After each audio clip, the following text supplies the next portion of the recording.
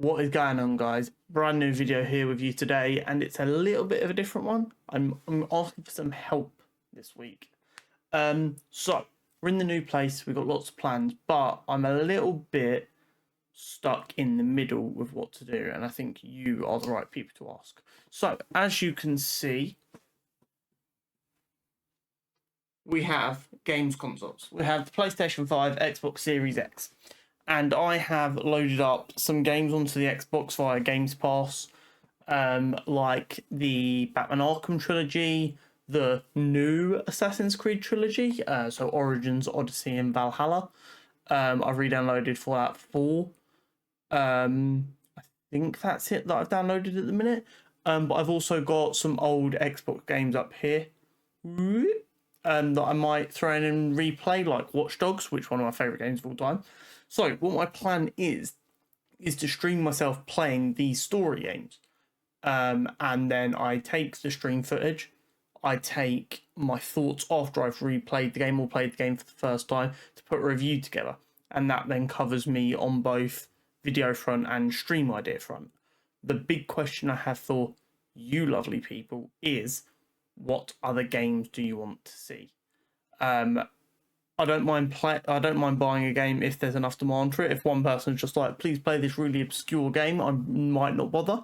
But if there are games you want to see me play, comment down below. Let me know. I want to know what the audience wants to see.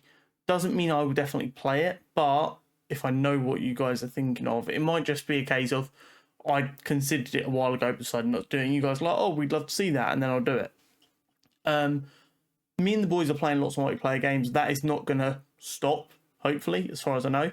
But I also want to have a better idea of what to do content-wise if the boys aren't about. I don't want to just not randomly stream for a week if no one's about, or if there isn't a game where all looks like plays together. So having these games kind of in place as an idea is really important. So for those of you who may have saw last Friday, I started a FIFA career an EAFC 24 career mode, which at the minute is going to be the thing I kind of pick up occasionally. I'm hoping to turn them into their own like episodes almost. Then I want to build up some story games.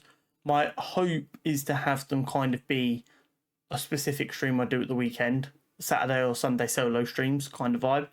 That will be the main breeding ground for these story games. But then if last minute out of nowhere the boys aren't about on a Tuesday or a Wednesday, I'll just be like, right, we were playing Assassin's Creed Origins, let's just continue with that. Let's do another session of that. So like the games have already got downloaded.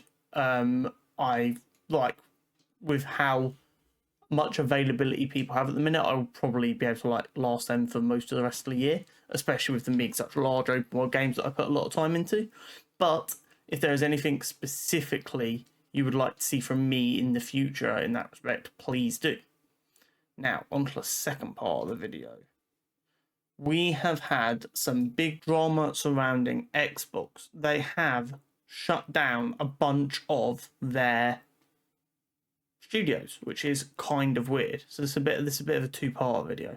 So Microsoft closed Redfall developer Arcane, which are based in Austin. Actually, I don't think they're actually called Arcane Austin, but I might be wrong there. The Hi-Fi Rush developer, which I also might play actually, developer Tango Gameworks, and more in devastating cuts at Bethesda. So Microsoft bought Bethesda for like, was it 80 billion? It might have been like 80 billion. I might be losing my, no, it can't have been 80 billion. How much did Xbox pay for Bethesda? 7.5, no.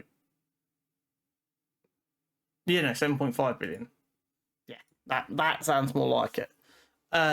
Still a ton of money. Anyway, so they bought that, and then what they've done is they've gone to the studios that make Bethesda, and they let them make Redfall, Hi-Fi Rush, but then they've seemingly shuttered them for no apparent reason after making this big stink during the FTC process about how they just wanted these studios to be able to make games. They weren't going to try and destroy the market or anything like that. And then they've shut these companies down.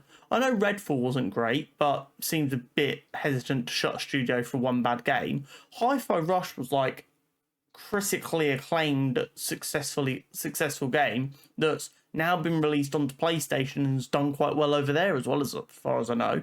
And of course, Tango Gameworks, like it says here, also the maker of the Evil Within games. So like big IPs that have just been kind of destroyed here. Alpha Dog Games are the maker of the Mighty Doom. I don't know about that. Will also close. Roundhouse Studio is going to be absorbed by the studio that makes Elder Scrolls Online, so just more money into live service games. Microsoft currently valued over 3 trillion, which is disgusting. Did not say how many staff will lose their jobs, but significant layoffs are inevitable. So as far as I know, them studios combined have like 2,000 staff, if not a bit more. And they're kind of repurposing some of them into other studios, like they said with Roundhouse Studios being absorbed by Elder Scrolls. That will still include layoffs.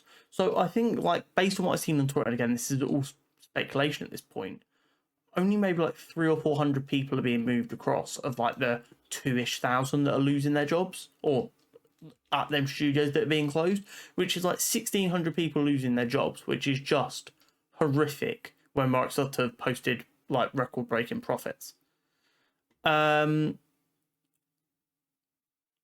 Yeah, so Redfall, which was apparently was the vampire co-op game, which did not do very well, was apparently actually improving with good post-launch support. Not a good excuse for a poor game at launch, but at least it was going in the right direction. But now that Arcane's been shuttered, there's no more development for the game. So the servers are going to be left on, but the game's not going to be allowed to improve. Arcane Lyon is going to be allowed to continue to stay open, as it says here. They're working on Marvel's Blade game, but it's not a good sign for it. Bethesda's game studio, which is responsible for Fallout, Elder Scrolls, and Starfield, will be okay. And Machine Games, which is doing the Indiana Jones games, are going to be okay, as well as Doom developer ID Software. So they've protected a couple of them, but they've destroyed the rest of them, and I don't know why. It makes zero sense, and I just dislike it when they try to make such a big deal about the fact that they want to protect these companies. And there was a documentary that was only like 2 or 3 years old, in which they were talking about how they've learned from the past mistakes of themselves and other companies, and when they do acquisitions now, they actually want to preserve as much as possible. And that's just not happened straight away. And of course, another acquisition they made was Activision. And as part of that, Bobby Kotick got a payoff of $375 million, which someone worked out with a conservative estimate that would allow them to run at the studios that have been shuttered for 17 years. And they gave that to one man, which is just horrific. So that is not a good time at all in the gaming space. The really interesting thing to me is how poor all game companies seems to be at the minute for managing their customers' expectations. And I don't mean that in a way of customers are expecting too much. I mean that in a way of how are you failing so epically. Xbox destroying a lot of faith people had in them by shuttering a bunch of good developers for no reason. PlayStation with the entire Helldivers saga that's been dominating Twitter and YouTube for the last week, where they were trying to force players to create PSN accounts post-launch. It feels like a race to the bottom at times. Even Nintendo, while they are moving in the right direction and they made more money during the Switch era than the last 20 or 30 years combined before that, which is crazy. Nintendo have a bad reputation at times for the way they treat their fans and the way they are with the modding community and the way they don't support old consoles and games to continue being emulated or whatever.